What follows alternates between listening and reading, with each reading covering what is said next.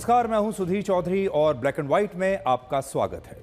आज की बड़ी खबर यह है कि मोदी सरकार ने वक्फ बिल संसद से पास करा लिया, लेकिन विपक्ष की उम्मीदों के खिलाफ देश के मुसलमानों ने इसका विरोध कम और जश्न ज्यादा मनाया। आज हम ये विश्लेषण करेंगे कि क्या राम मंदिर की ही तरह विपक्ष के नेताओं ने वक्फ कानून को लेकर भी मुसलमानों की भावनाओं को समझने में कुछ गलती कर दी। खास बात यह है कि संसद में वोटिंग के दौरान विपक्ष की एकता इस बार बिल्कुल बरकरार रही और ये मोदी सरकार को चिंता में डालने वाली बात है। इसके बाद यह विश्लेषण होगा कि भारतीय वायुसेना में नई पीढ़ी के फाइटर जेट्स क्रैश क्यों हो रहे हैं। आपने देखा होगा, इससे पहले MiG-21 विमानों को क्रैश का दोषी माना जाता था क्योंकि ये पुराने हो चुके हैं, लेकिन अब जैगुआर, सुखोई, मिराज 2000 और तेजस जैसे नई पीढ़ी के विमान भी क्रैश हो रहे हैं। और आखिर में एक बड़ा सवाल जो भारत के कॉमर्स मिनिस्टर पीयूष गोयल ने स्टार्टअप से पूछा है। जब चीन के स्टार्टअप्स सेमीकंडक्टर चिप्स बना रहे हैं, तब भारत के स्टार्टअप्स कब तक आलू के चिप्स बनाते रहेंगे। लेकिन आज अपने विश्लेषण की शुरुआत इन दो तस्वीरों से हम करना चाहते हैं, जिनमें आपको वक्फ के मुद्दे पर हमारा देश ब्लैक और व्हाइट में नजर आएगा। एक तरफ भारत के वो मुसलमान हैं जो संसद में वक्फ बिल के पास होने पर जश्न मना रहे हैं, और दूसरी तस्वीर उन मुसलमानों की है जिन्होंने नए वक्फ कानून को मुसलमानों के साथ ज्यादती बताया है। यानी एक तरफ विरोध है और दूसरी तरफ आपको जश्न दिखाई देगा, और ये सब एक ही देश में हो रहा है, एक ही कानून को लेकर हो रहा है। आप सोचिए, वक्फ कानून को लेकर मुसलमान जश्न भी मना रहे हैं और विरोध भी कर रहे हैं। आज पश्चिम बंगाल, गुजरात, बिहार, झारखंड, तमिलनाडु, तेलंगाना, कर्नाटक और असम जैसे राज्यों में इस नए वक्फ कानून के खिलाफ जुम्मे की नमाज के बाद विरोध प्रदर्शन हुए। लेकिन इन विरोध प्रदर्शनों को देखकर ऐसा नहीं लगता कि भारत के सभी आम मुसलमानों ने इस कानून का विरोध ही किया है। विपक्षी दलों ने तो यह कहा था कि अगर यह बिल संसद से पास हुआ तो भारत का मुस्लिम समाज इसे कभी स्वीकार नहीं करेगा और देश भर में इसके खिलाफ पहले दिन से ही आंदोलन शुरू हो जाएंगे। लेकिन कल देर रात राज्यसभा में इस बिल के पास होने के बाद भी देश में बड़े स्तर पर कोई विरोध प्रदर्शन नहीं हुआ, और इससे यह पता चलता है कि जिस तरह से विपक्ष के नेता इस बिल को देख रहे थे, उससे शायद भारत के सभी आम मुसलमान सहमत नहीं हैं। और इस बात को आप इन तस्वीरों से भी समझ सकते हैं, जहां दिल्ली, अलीगढ़, भोपाल और मुंबई जैसे शहरों में इसी देश के मुसलमानों ने इस बिल के पास होने का जश्न मनाया है। तो जश्न की तस्वीरें आप देख लीजिए।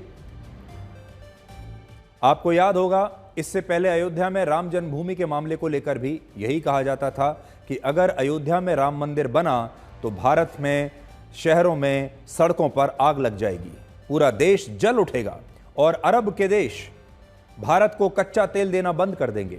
लेकिन हकीकत यह है कि आज अयोध्या में राम मंदिर भी बन चुका है और प्रधानमंत्री नरेंद्र मोदी को 6 इस्लामिक देश अपने यहां का सर्वोच्च नागरिक सम्मान भी दे चुके हैं, और इनमें वो फिलिस्तीन भी शामिल है जिसका नाम लेकर हमारे देश के नेता सबसे ज्यादा तुष्टीकरण की राजनीति करते हैं। सबसे बड़ी बात यह है कि इस मुद्दे पर भारत के आम मुसलमानों से ज्यादा भारत के विपक्षी नेता परेशान हो रहे हैं। इस बिल के संसद में पास होने के बाद विपक्ष के कुछ नेता अब सुप्रीम कोर्ट पहुंच गए हैं और सुप्रीम कोर्ट से इस नए वक्फ कानून पर रोक लगाने की मांग की है। इनमें से एक याचिका असदुद्दीन ओवैसी ने दायर की है और दूसरी याचिका बिहार से कांग्रेस के सांसद मोहम्मद जावेद ने दायर की है। इसके अलावा तमिलनाडु की डीएमके पार्टी ने भी सुप्रीम कोर्ट में इस कानून को चुनौती देने का ऐलान किया है, और ऐसी पार्टियों की लिस्ट लगातार बढ़ती जा रही है जो अब अदालत जा रही हैं इस कानून को रुकवाने के लिए। वर्ष 2019 में जब मोदी सरकार ने 3 तलाक के खिलाफ कानून बनाया था, तब भी विपक्ष के कई नेता अगले ही दिन बिल्कुल ऐसे ही सुप्रीम कोर्ट पहुंच गए थे। लेकिन बाद में सुप्रीम कोर्ट ने इस कानून को संवैधानिक माना था और आज भी ये कानून हमारे देश में लागू है, पूरे देश में लागू है, जिससे 3 तलाक के मामलों में 96% की कमी आई है। और अब केंद्र सरकार का कहना है कि यह नया कानून भी वक्फ की संपत्तियों में पारदर्शिता लाएगा। और आज प्रधानमंत्री मोदी ने भी इस बिल के पास होने पर देश के लोगों को बधाई दी है और कहा है कि ये गरीब और पसमानदा मुसलमानों के अधिकारों की रक्षा करेगा। देश का नेता कैसा हो, मोदी भाई कैसा हो, मोदी जी आप आगे बढ़ो, हमारे साथ है, मोदी जी आप आगे बढ़ो, हमारे साथ है। और थोड़ा पीछे हो।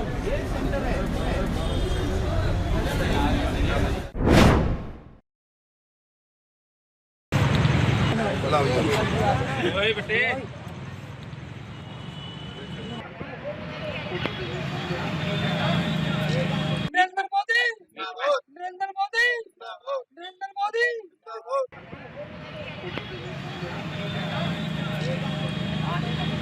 तो हमने अलीगढ़ में मोमबत्ती का वक्फ संशोधन बिल का सिंबल बना करके और कैंडल जला करके खुशी का इजहार किया है। और जो पुराना कानून था, तानाशाही कानून वक्फ बिल का, तो उस कानून का, काले कानून का खात्मा हुआ।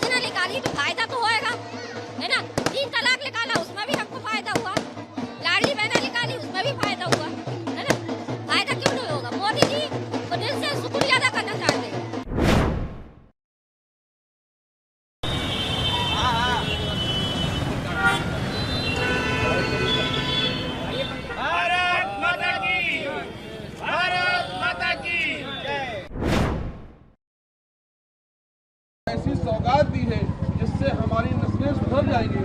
हमारा जो परेशानी थी, हमारी जो गरीबी थी, वो इंशाअल्लाह इस वक्त बिल में अमेंडमेंट के बाद बदल जाएगा।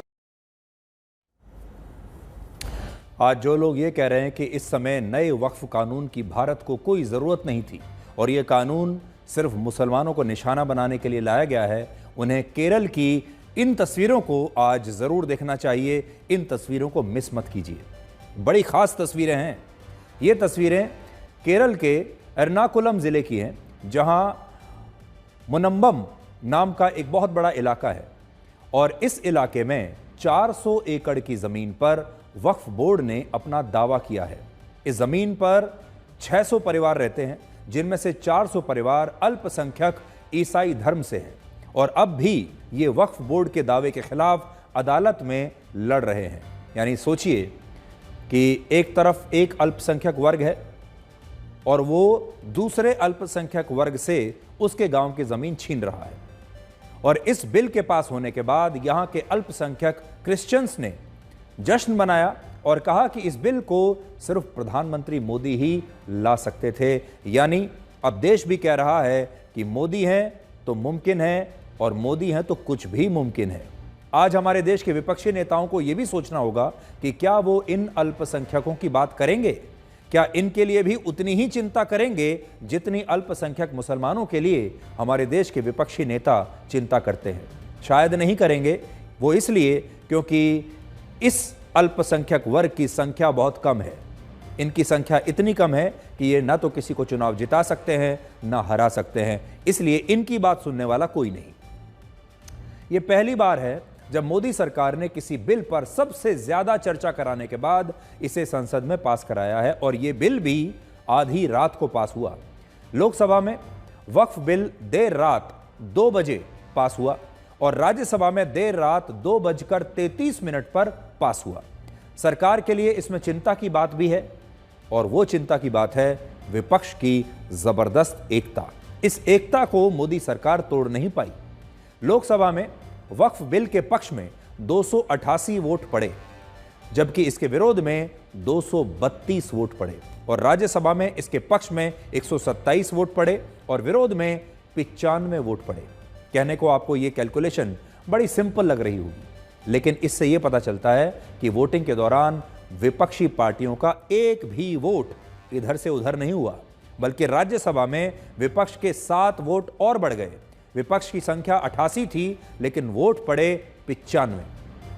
अब तक ऐसे मौकों पर वोटिंग के दौरान सरकार के खिलाफ विपक्ष बिखर जाता था, उसकी वोट बिखर जाती थी, लेकिन पहली बार सरकार की तरह विपक्ष का भी एक एक सांसद आधी रात तक इस बिल के खिलाफ वोट डालने के लिए संसद में बैठा रहा। और हमें लगता है कि इससे देश के आम मुसलमानों को भी एक बहुत बड़ा संदेश जाएगा और शायद चुनाव में इससे विपक्ष के मुस्लिम वोट और भी बढ़ेंगे। तो ये बात बिल्कुल सही है, विपक्ष चाहता था मुस्लिम तुष्टीकरण हो और उन्होंने देश के मुसलमानों को यह पूरा संदेश दे दिया कि चुनाव में इससे उन्हें फायदा हो। हालांकि कांग्रेस और दूसरे विपक्षी दलों के नेता आज भी ये कह रहे हैं कि सरकार ने सिर्फ 10 या 20 सांसदों की ज्यादा संख्या की वजह से समर्थन ले लिया और ये बिल पास करा लिया और ये कोई बहुत बड़ी जीत नहीं है, बहुत ही मामूली मार्जिन से ये जीत सरकार को मिली है, क्योंकि जीत के लिए चाहिए थे 272 और सरकार को मिले हैं 288।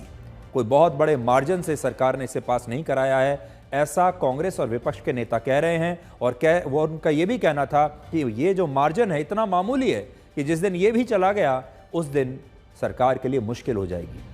लेकिन आज कांग्रेस और विपक्षी दलों को यह भी याद रखना चाहिए कि जब वर्ष 2013 में वक्फ बिल पास हुआ था, उस समय लोकसभा में लोकसभा में कांग्रेस के 206 सांसद थे, केंद्र में यूपीए की सरकार थी और 206 सांसद कांग्रेस के थे और इतनी संख्या के आधार पर भी उन्होंने ये बिल पास करा लिया था। और तब से अगर आप तुलना करें तो उस समय कांग्रेस के 206 सांसद थे और बीजेपी के आज 240 सांसद हैं।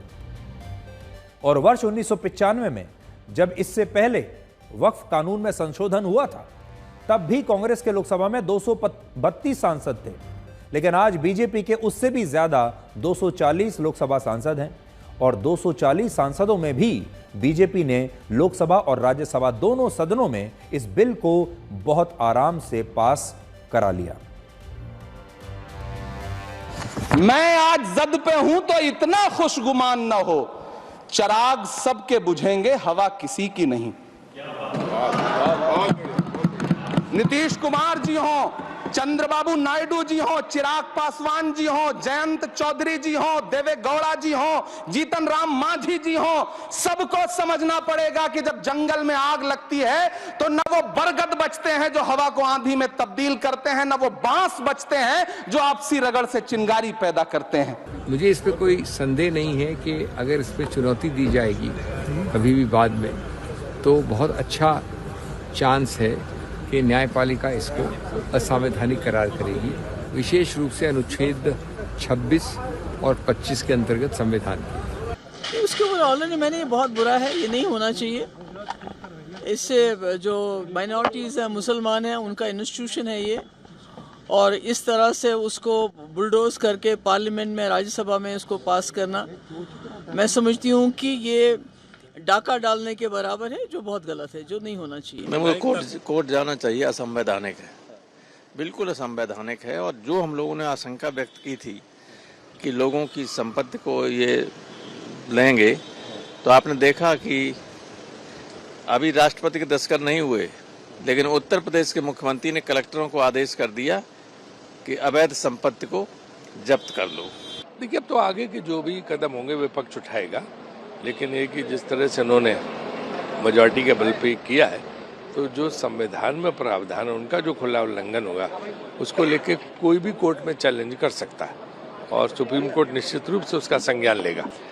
आज मुसलमानों की बारी है, कल हिंदुओं की होगी, बौद्ध धर्म, पिछड़ा वर्ग, दलित वर्ग, सबकी बारी बार बार आएगी।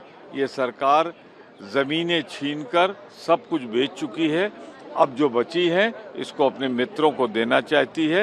ये पूरा जो संपत्ति है लाखों करोड़ों की वक्फ बोर्ड की, वो अपने कब्जे में लेने के लिए बिल लाया है, खास करके जमीनें, लैंड्स, अब देखिए आने वाले दिनों में लैंड किसके खिस्से में जाती है। अभी से सौदा शुरू हो गया है ये लोगों का। ये लोग ऐसे सीधे लोग नहीं है, जब जमीन दिखते हैं तो पागल हो जाते हैं। इस नए कानून के लागू होने के बाद जो सबसे पहला बदलाव आपको दिखाई देगा वो ये है कि देश भर में वक्फ की ऐसी संपत्तियों के खिलाफ कार्रवाई शुरू हो जाएगी जो सरकारी जमीनों पर हैं और जिनके कागजात नहीं हैं। इसलिए अब कागज दिखाने पड़ेंगे। उत्तर प्रदेश में मुख्यमंत्री योगी आदित्यनाथ ने इसकी तैयारी शुरू भी कर दी है और राजस्व विभाग ने यह बताया है कि उत्तर प्रदेश के सुन्नी वक्फ बोर्ड के पास जो 1,24,000 संपत्तियां और जमीनें हैं, उनमें से सिर्फ 2,500 जमीनों के ही कागजात हैं, जबकि शिया वक्फ बोर्ड के पास जो 7,785 जमीनें हैं, उनमें से भी सिर्फ 430 जमीनों के ही कागज हैं। इसका मतलब यह हुआ कि उत्तर प्रदेश में वक्फ बोर्ड की 98% जमीनें अब खतरे में आ सकती हैं और ये जमीनें अभी बिना किसी कागजात के, बिना कोई डॉक्यूमेंट्स के वक्फ बोर्ड के कब्जे में हैं।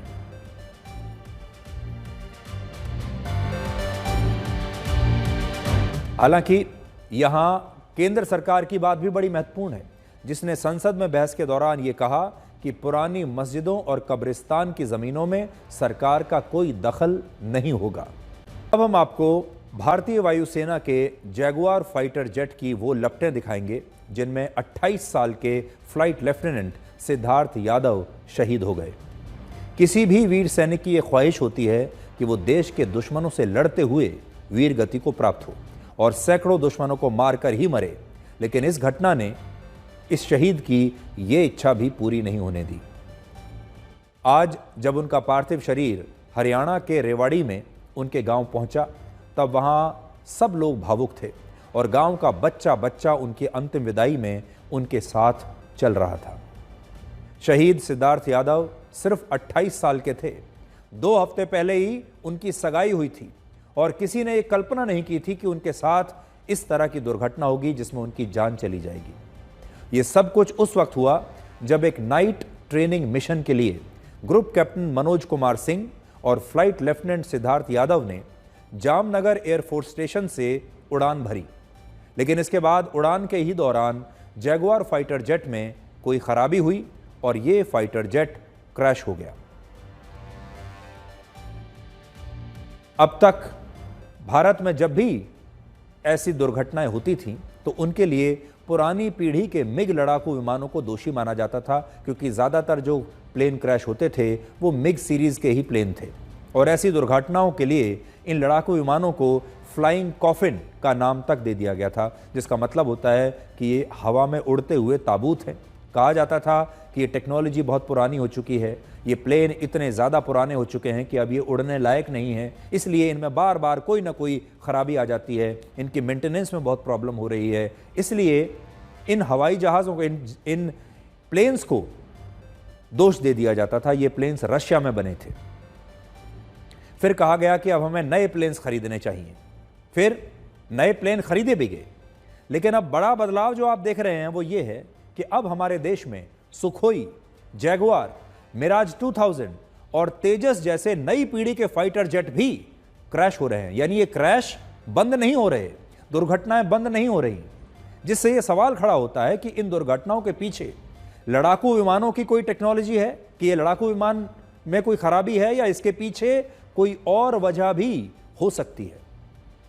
4 जून 2024 से 2 अप्रैल 2025 के बीच, ये समझ लीजिए लगभग 1 साल में, भारतीय वायुसेना के 6 फाइटर जेट क्रैश हुए हैं, जिनमें से 2 जैगुआर फाइटर जेट थे, 1 मिराज था और 1 सुखोई फाइटर जेट था। और इनमें भी 1 जैगुआर फाइटर जेट पिछले महीने ही क्रैश हुआ था। इसके अलावा पिछले महीने पश्चिम बंगाल में भारतीय वायुसेना का एक ट्रांसपोर्ट एयरक्राफ्ट भी क्रैश हो गया था, जिसे AN-32 कहा जाता है, और ये 2 इंजन वाला सबसे सुरक्षित एयरक्राफ्ट माना जाता है, लेकिन ये भी हमारे देश में क्रैश हो गया। दुनिया में ऐसे बहुत कम देश हैं जहां ट्रांसपोर्ट एयरक्राफ्ट और कॉम्बैट हेलीकॉप्टर्स क्रैश हो जाते हैं, लेकिन भारत में पुरानी पीढ़ी से लेकर नई पीढ़ी के लड़ाकू विमान भी अब क्रैश हो रहे हैं और एडवांस्ड जनरेशन के हेलीकॉप्टर्स भी हमारे यहां क्रैश हो रहे हैं। जब कोई मिग सीरीज का लड़ाकू विमान क्रैश होता है तो ये बात मानी जा सकती है कि ये पुरानी पीढ़ी के आउटडेटेड टेक्नोलॉजी वाले बहुत पुराने हो चुके लड़ाकू विमान हैं और इनमें कई खामियां हैं। लेकिन जब नई पीढ़ी के या अपग्रेडेड लड़ाकू विमान क्रैश होते हैं तो इसके पीछे की वजह को लेकर कई गंभीर सवाल उठते हैं, जिन पर वायुसेना और सरकार ने कई बार चिंता जताई भी है। दिसंबर 2024 में संसद की एक स्टैंडिंग कमेटी ने इस पर एक नई रिपोर्ट पेश की थी, जिसमें यह बताया गया था कि वर्ष 2017 से 2022 के बीच कुल 35 फाइटर जेट्स, कॉम्बैट हेलीकॉप्टर्स और ट्रांसपोर्ट एयरक्राफ्ट्स क्रैश हुए थे और इनमें सबसे ज़्यादा 54% दुर्घटनाएं ऐसी थीं जिनमें किसी फाइटर जेट या हेलीकॉप्टर में कोई खामी या टेक्निकल फॉल्ट नहीं था, बल्कि ये 54% क्रैश ह्यूमन एरर की वजह से हुए थे, जिनमें पायलट या किसी और ऑफिसर की गलती थी। और शायद यही कारण है कि हमारे देश में मिग लड़ाकू विमानों के बाद जो नए लड़ाकू विमानों की खेप आई, उनमें अलग अलग सीरीज के भी कई विमान दुर्घटनाग्रस्त हो चुके हैं।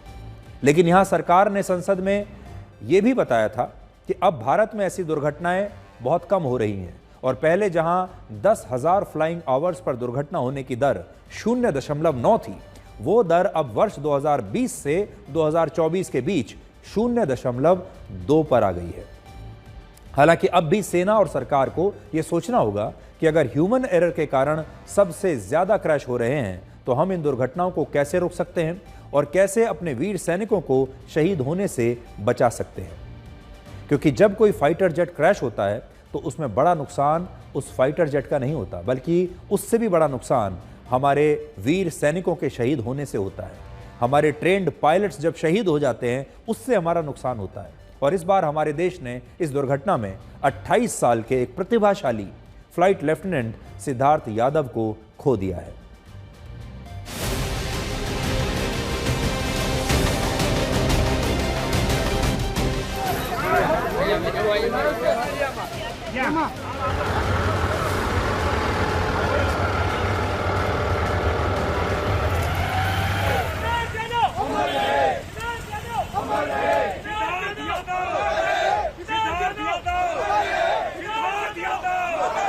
हमारा जैसे पहली पीढ़ी का हमारा बच्चा फाइटर पायलट बना था, हमारी जो ख़ानदान है सब चौथी पीढ़ी का जो था वो कमीशन ऑफिसर गया था जो फाइटर पायलट हुआ। हम बाकी हमारे परदादा दादा वगैरह सब आर्मी में थे, मैं भी एयरफोर्स से हूँ। तो बहुत गर्व की बात है कि वो जान बचाते हुए उसने अपनी बलिदान दिया है, ये बहुत अच्छी बात है, गौरव का विषय है। दुख का तो विषय है ही कि मेरा अकेला ही बेटा था वो।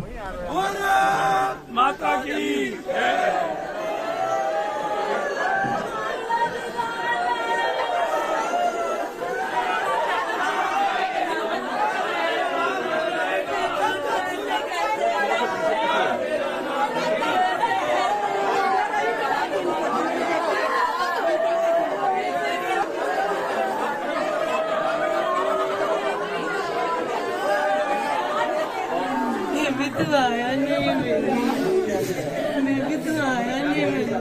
एक अभी 23 मार्च को उसकी रिंग सेरेमनी थी यहाँ पर सेक्टर 7 में दिल्ली में द्वारका में, और अच्छा माहौल था और अचानक ये पलटी।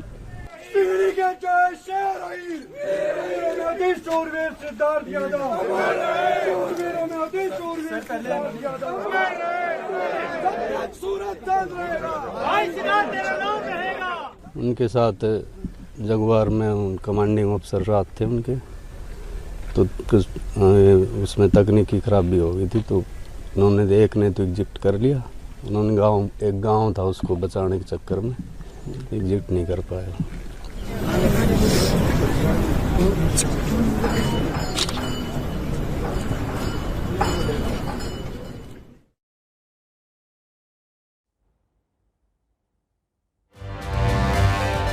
तो आज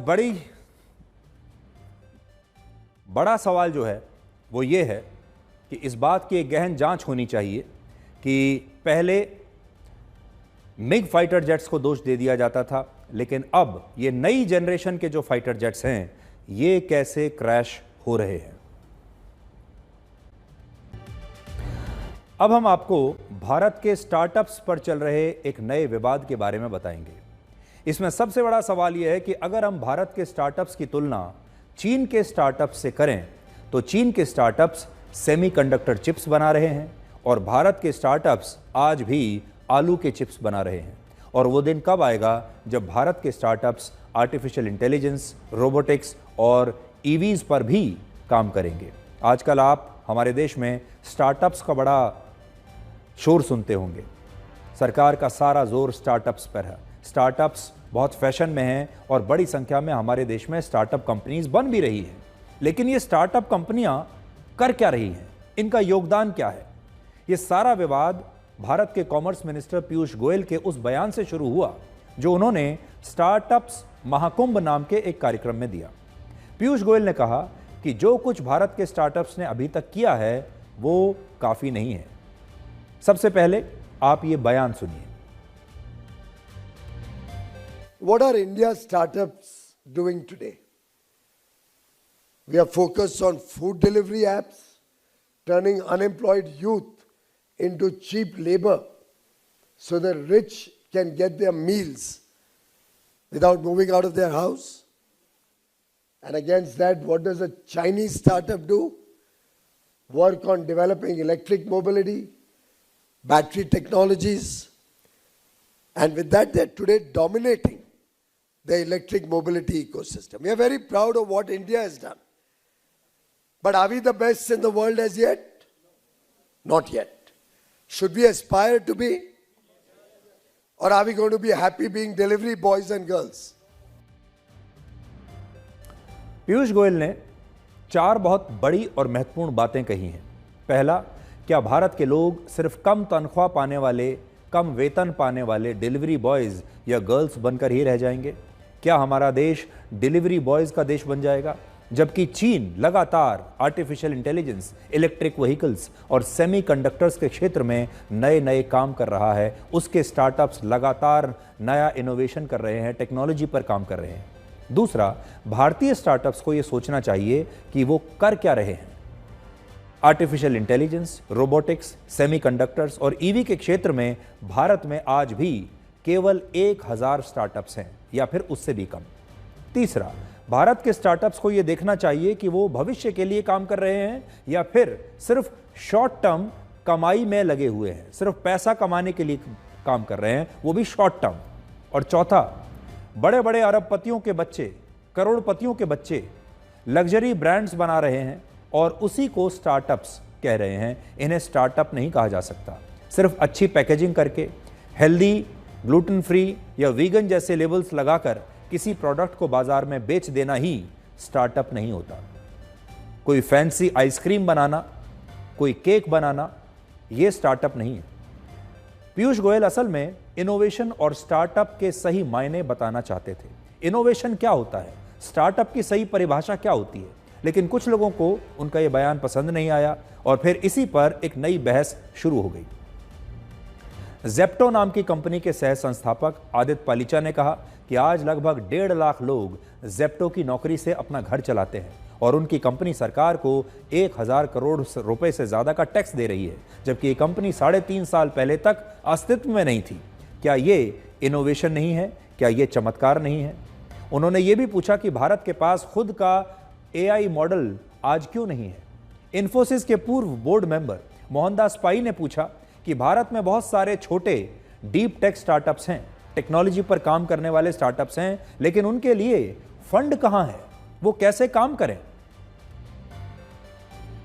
Chinese government announced many years ago they're going to spend $150 billion on AI by 2022 or 2023, and they invested. They've been pouring money into the EV area for the last 15 years.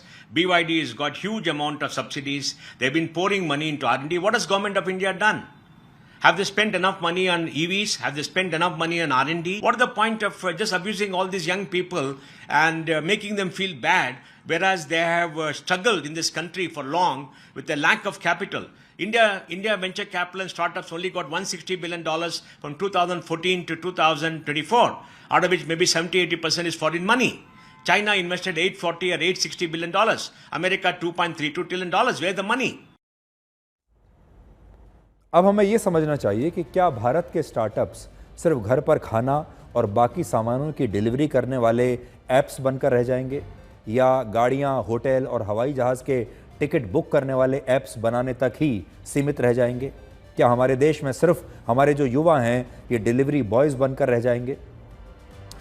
Startups के आंकड़े अगर देखें तो आज भारत दुनिया का तीसरा सबसे बड़ा स्टार्टअप इकोसिस्टम है। 9 साल पहले जनवरी 2016 में स्टार्टअप इंडिया कार्यक्रम की शुरुआत हुई थी। तब भारत में मात्र 500 स्टार्टअप काम कर रहे थे और इनकी संख्या अब 1,59,000 से ज्यादा हो चुकी है। इन स्टार्टअप से 16,67,000 लोगों को रोजगार मिल रहा है। लेकिन हमारे ही देश में 90% स्टार्टअप्स शुरुआती 5 साल में बंद भी हो जाते हैं। ये भी एक कड़वी सच्चाई है। लेकिन भारत की बड़ी समस्या यह है कि यहां करोड़ों की संख्या में ऐसे युवा हैं जिनके पास बेसिक शिक्षा तो है, लेकिन ना तो कोई स्किल है और ना ही उनके पास रोजगार है। दुनिया भर की बड़ी बड़ी मल्टीनेशनल कंपनियों ने और भारत के स्टार्टअप्स ने इन बेरोजगारों को ही भारत की असली ताकत समझ लिया है और उन्हें यह लगा कि ऐसा बिजनेस आइडिया लाया जाए बाजार में जिससे बहुत सस्ते दामों पर इन बेरोजगार युवाओं को डिलीवरी बॉयज बना दिया जाए, ड्राइवर्स बना दिया जाए या फिर इनसे कॉल सेंटर्स में काम करवाया जा सके। और इतना चीप लेबर दुनिया के किसी भी देश में आपको नहीं मिलेगा, जहां युवा जो है उसकी बेसिक एजुकेशन है उसके पास, लेकिन स्किल सेट ना होने की वजह से, काबिलियत इतनी ना होने की वजह से वो बहुत सस्ते दाम पर कुछ भी मेहनत मजदूरी करने के लिए तैयार हो जाता है। असल में गलती किसकी है?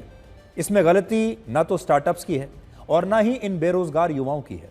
गलती है 75 साल से चले आ रहे भारत के प्रशासन की, हमारे देश के सिस्टम की, हमारे देश के इकोसिस्टम की, जिसमें हमने कभी भी ना तो शिक्षा पर ध्यान दिया और ना ही स्किल पर ध्यान दिया। चीन के स्टार्टअप्स के साथ तुलना करने से पहले हमने देखिए बड़ी आसानी से यह तुलना तो कर दी कि चीन के स्टार्टअप्स को देखिए और हमारे स्टार्टअप्स को देखिए, लेकिन उससे पहले हमारी शिक्षा व्यवस्था की तुलना भी चीन की शिक्षा व्यवस्था से करनी चाहिए थी। जरा चीन की शिक्षा व्यवस्था देखिए और फिर अपने देश की शिक्षा व्यवस्था देखिए।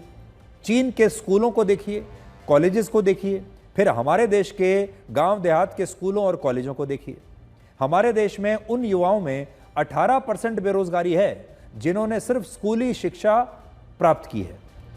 ग्रेजुएट युवाओं में 29% बेरोजगार हैं, जबकि ऐसे लोग जो बिल्कुल अनपढ़ हैं उनमें बेरोजगारी दर मात्र 2.4% है।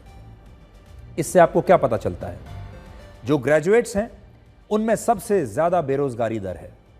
जो स्कूल तक पढ़े हैं उनमें उससे दूसरे नंबर पर बेरोजगारी दर है और जो बिल्कुल नहीं पढ़े हैं उनमें सबसे कम बेरोजगारी दर है।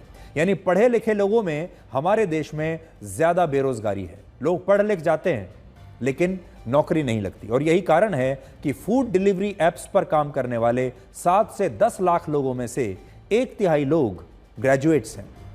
ये वो ग्रेजुएट्स हैं जो डिलीवरी बॉयज बनने के लिए तैयार हो जाते हैं, छोटा मोटा काम करने के लिए तैयार हो जाते हैं, बावजूद इसके कि वो ग्रेजुएट्स हैं, सिर्फ इसलिए कि उनके पास एक तो नौकरी नहीं है और दूसरी बात यह है कि कोई स्किल सेट भी नहीं है।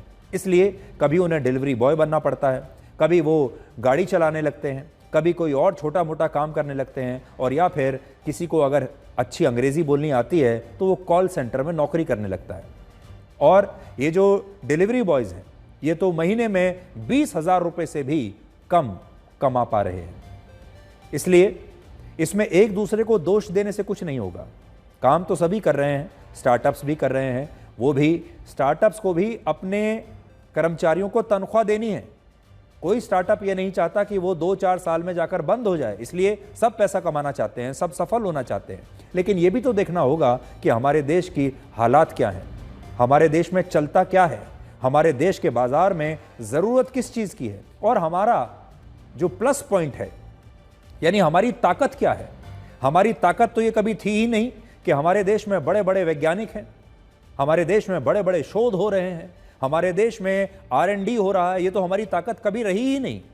अब ज़रूर पिछले कुछ वर्षों में रिसर्च एंड डेवलपमेंट पर स्किल सेट को बढ़ाने में सरकार लगी है, लेकिन 5-10 साल में इतना बड़ा देश बदल नहीं सकता। इसलिए सबको मिलकर काम करना पड़ेगा। और सबसे पहले हमें हमारे देश के इकोसिस्टम को, और सबसे बड़ी बात तो यह है कि हमारी शिक्षा व्यवस्था को पहले हमें सुधारना पड़ेगा। तब जाकर हमारे देश में ऐसे स्टार्टअप्स बनेंगे जो एआई पर काम करेंगे, ईवी पर काम करेंगे और भविष्य की टेक्नोलॉजी पर वो काम कर पाएंगे। और जब तक ऐसा नहीं होता तब तक आपको ऐसे ही फूड डिलीवरी ऐप से काम चलाना पड़ेगा, इनोवेशन के नाम पर, स्टार्टअप्स के नाम पर। ऐसे ही गाड़ियों के एग्रीगेटर बनकर हम दुनिया को ये बताते रहेंगे कि हमने भी स्टार्टअप बना लिया है, हम भी इनोवेशन कर रहे हैं। और इसी प्रकार से लोग हमारे देश को यही मानने लगेंगे, दुनिया भर के लोग, कि ये डिलीवरी बॉयज़ का देश है, डिलीवरी करने वाले लोगों का देश है। यहाँ पर सस्ती डिलीवरी होती है, यहाँ पर सस्ते ड्राइवर मिलते हैं, यहाँ पर सस्ते मजदूर मिलते हैं। ये हमारा नाम पूरे देश में तब तक ऐसे ही चलता रहेगा और दुनिया भर की कंपनियां हमारे देश में आएंगी ये सोचकर कि हमारे यहाँ सस्ते मजदूर मिल जाते हैं, चीप लेबर हमारे देश में है। और इस इमेज को तोड़ने के लिए अभी हमारे देश को, हमारी सरकारों को बहुत काम करने की आवश्यकता है। हमारे देश को जुगाड़ वालों का देश कहा जाता है, लेकिन जब सारे जुगाड़ फेल हो जाते हैं तब सिर्फ एक ही जुगाड़ काम आता है और वो है रिश्वत का जुगाड़। हम शिक्षा की बात आपसे कर रहे थे कि शिक्षा व्यवस्था का हाल तो देखिए, हमारे स्कूलों का हाल देखिए, हमारे देश में शिक्षकों का हाल देखिए, शिक्षा के क्षेत्र में जो भ्रष्टाचार फैला हुआ है उसका हाल देखिए। और फिर आप ये सोचते हैं कि इन स्कूलों से, इन कॉलेजों से हमारे देश में बड़े बड़े वैज्ञानिक निकल कर आएंगे। कैसे आएंगे जरा देखिए। चाहे कोई टेंडर लेना हो, कहीं पर एडमिशन कराना हो, कहीं पर नौकरी पानी हो, रिश्वत की परंपरा का पालन हमारे देश में आज भी करना ही पड़ता है। और इसमें मंत्रियों से लेकर बड़े बड़े नेता, अफसर और उनके चपरासी तक सब पैसा लेते हैं। और अब हम आपको एक ऐसे ही भ्रष्टाचार की कहानी के बारे में बताएंगे और फिर आप सोचिएगा कि हमारे देश में स्टार्टअप्स क्यों नहीं बन पा रहे, हमारे देश में लोग आर्टिफिशियल इंटेलिजेंस पर क्यों नहीं काम कर रहे। सुप्रीम कोर्ट ने पश्चिम बंगाल के शिक्षक भर्ती घोटाले में कलकत्ता हाई कोर्ट के फैसले को बरकरार रखा है। अब ये क्या फैसला था? यह फैसला पिछले साल आया था, जिसमें कलकत्ता हाई कोर्ट ने पश्चिम बंगाल के सरकारी स्कूलों में पढ़ाने वाले 25,753 टीचर्स और नॉन टीचिंग स्टाफ की भर्तियों को रद्द करने के आदेश दिए थे। ये वही भर्तियां हैं जो ममता बनर्जी की सरकार में वर्ष 2016 में हुई थी। अब देखिए पश्चिम बंगाल में शिक्षकों की भर्ती कैसे होती है। सुप्रीम कोर्ट ने कहा है कि जिन उम्मीदवारों को रिश्वत या सिफारिश के आधार पर नौकरी मिली, उन्हें अपनी पिछले 9 साल की तनख्वाहें अब वापस करनी पड़ेंगी, जबकि जिन उम्मीदवारों के खिलाफ धांधली के सबूत नहीं मिले हैं वो नई भर्तियों में हिस्सा ले सकते हैं और उन्हें अपनी पिछले 9 साल की तनख्वाहें नहीं लौटानी होंगी। सुप्रीम कोर्ट के इस फैसले पर मुख्यमंत्री ममता बनर्जी ने बड़ी नाराजगी जताई है और कहा है कि वो मानवीय आधार पर अदालत के इस फैसले से सहमत नहीं है। लेकिन आज हमारा सवाल ये है कि ये मानवीय संवेदनाएं भ्रष्टाचार और बेईमानी के वक्त कहां चली जाती हैं? पश्चिम बंगाल में जो शिक्षक भर्ती घोटाला हुआ वो कोई आम घोटाला नहीं है। आपको याद होगा 3 साल पहले वर्ष 2022 में ईडी को ममता बनर्जी के एक पूर्व मंत्री पार्थ चटर्जी के एक ठिकाने से 20 करोड़ रुपए कैश मिले थे।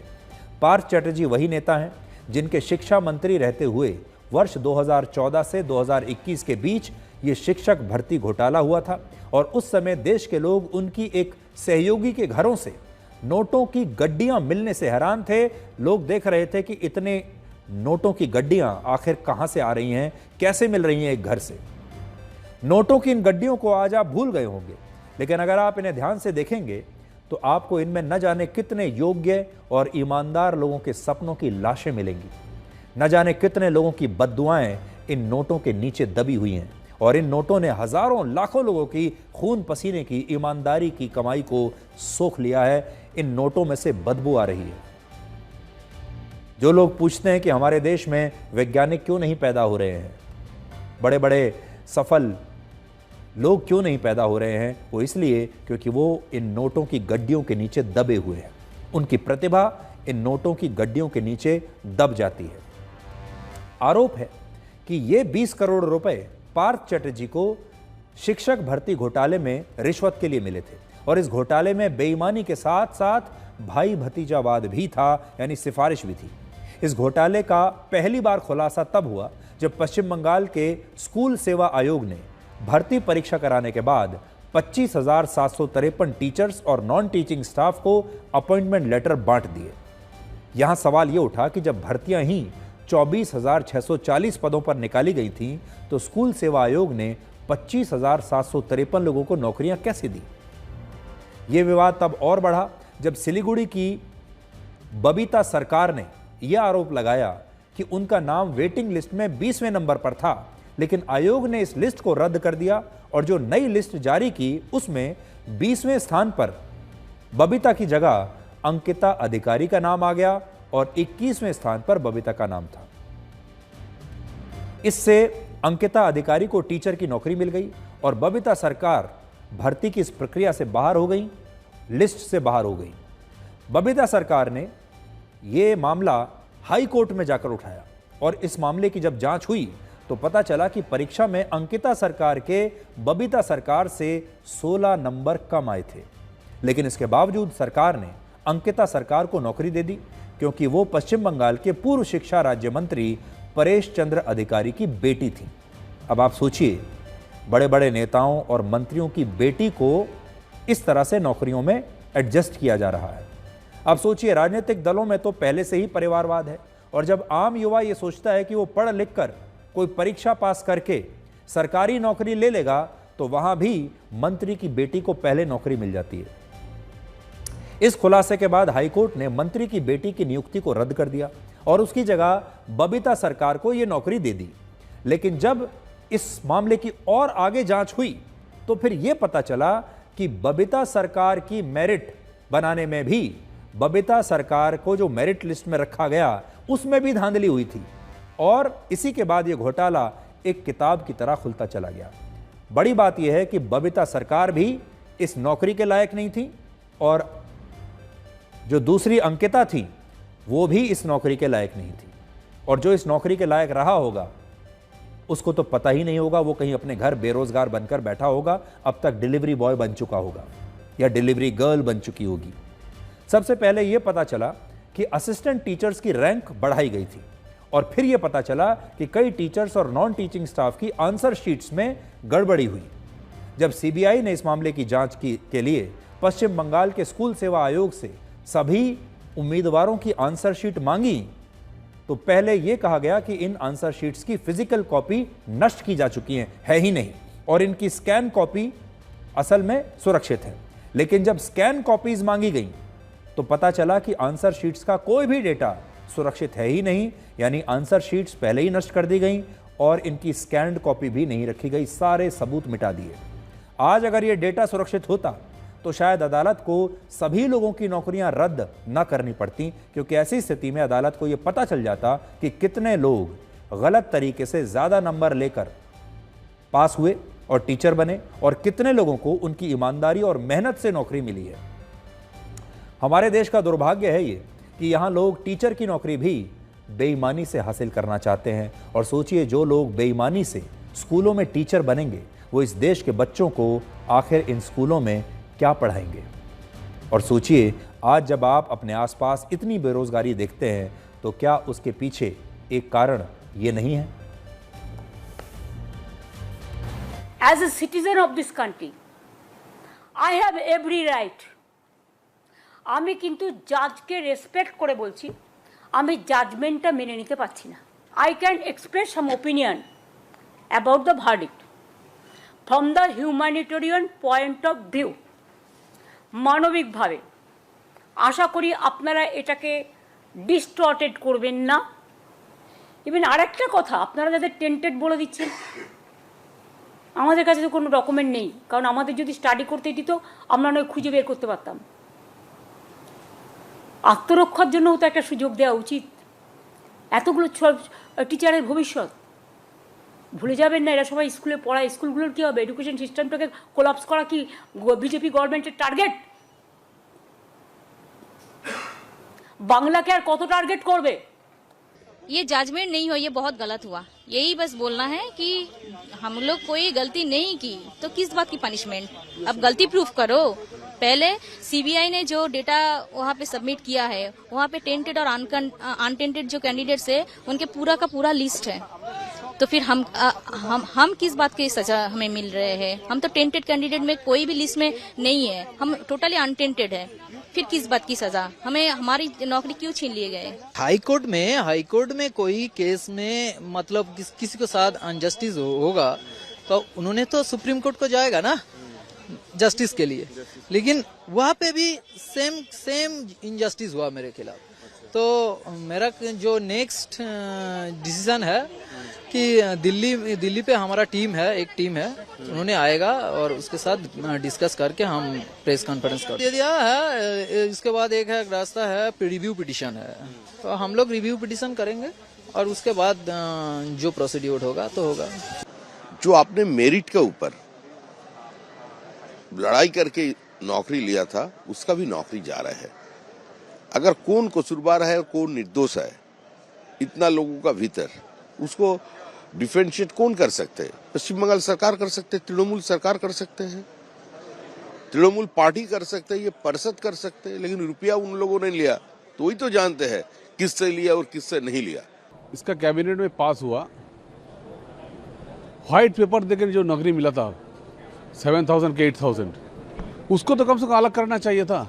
उसके साथ जो ओरिजिनल है उसको भी एक साथ कर दिया। आज उसके लिए पश्चिम बंगाल में 26,000 नौकरी चला गया। सहानुभूति है, अच्छा नहीं लग रहा है। इतने सारे लड़के लड़कियों को झटका उनको सबसे ज्यादा लगा है, लेकिन इसके लिए जिम्मेदार सिर्फ ये तृणमूल सरकार है। हम आपको फिल्मों में राष्ट्रवाद के उस युग के बारे में बताएंगे जो आज मशहूर अभिनेता मनोज कुमार के निधन के साथ समाप्त हो गया। ये वो युग था जिसमें सिनेमा विचारों का आईना हुआ करता था और मनोज कुमार उसका उजाला थे। मनोज कुमार हिंदी सिनेमा के उन गिने चुने कलाकारों में से एक रहे जिन्होंने पर्दे पर सिर्फ एक्टिंग नहीं की, बल्कि एक विचार, एक सोच और एक मिशन को जिंदा रखा, और वो भारत के पहले राष्ट्रवादी अभिनेता थे और देश के लोग उन्हें मनोज कुमार कम और भारत कुमार के नाम से ज़्यादा जानते थे, क्योंकि अपनी फिल्म में मनोज कुमार हर बार ये संदेश देते थे कि अपने देश से प्यार करना चाहिए, भारत से पर गर्व करना चाहिए, अपनी संस्कृति पर गर्व करना चाहिए। आजकल राष्ट्रवाद की बड़ी बातें होती हैं, लेकिन मनोज कुमार ने अपने दौर में फिल्मों के जरिए लोगों को देशभक्ति की भावना का बहुत गहराई से शायद पहली बार एहसास कराया, और इसी देश प्रेम की बदौलत उनके चाहने वाले उन्हें भारत कुमार कहने लगे थे। सो आज जब राष्ट्रवाद की इतनी बड़ी बड़ी बातें होती हैं, हम सोचते हैं कि कुछ लोगों को कहते हैं ये राइट विंगर हैं, कुछ लोगों को कहते हैं ये लेफ्ट विंगर है। उस ज़माने में मनोज कुमार ने देश को ये सिखाया, और आज भी स्वतंत्रता दिवस और गणतंत्र दिवस के मौके पर देश जिन गानों के साथ राष्ट्रभक्ति के रस में डूब जाता है, वो गाने मनोज कुमार ने ही इस देश को दिए हैं। और आप याद कीजिए, मेरे देश की धरती सोना उगले, भारत का रहने वाला हूं, भारत की बात सुनाता हूं, जैसे मशहूर गीत लोग आज भी गुनगुनाते हैं और इन गीतों को सुनने के बाद अपने देश पर गर्व करते हैं और देशभक्ति की भावना से भर जाते हैं। मनोज कुमार का निधन 87 वर्ष की उम्र में हुआ है और उनका एक मशहूर डायलॉग था, दुनिया में सबसे बड़ा धर्म है अपने देश के लिए प्यार, और देशभक्ति दिखावे की नहीं बल्कि दिल की चीज़ होती है। और इन्हीं शब्दों के साथ आज हम उन्हें श्रद्धांजलि देना चाहते हैं, भारत के हर उस व्यक्ति की तरफ से जो अपने देश से प्यार करता है, जो भारत से प्यार करता है और जो राष्ट्रवाद से भरा हुआ है। जिंदगी में दो शब्द कहने में काफ़ी मुश्किल होती है, पहली बार किसी अजनबी से हेलो कहना और आखिरी बार किसी अपने से अलविदा। अलविदा।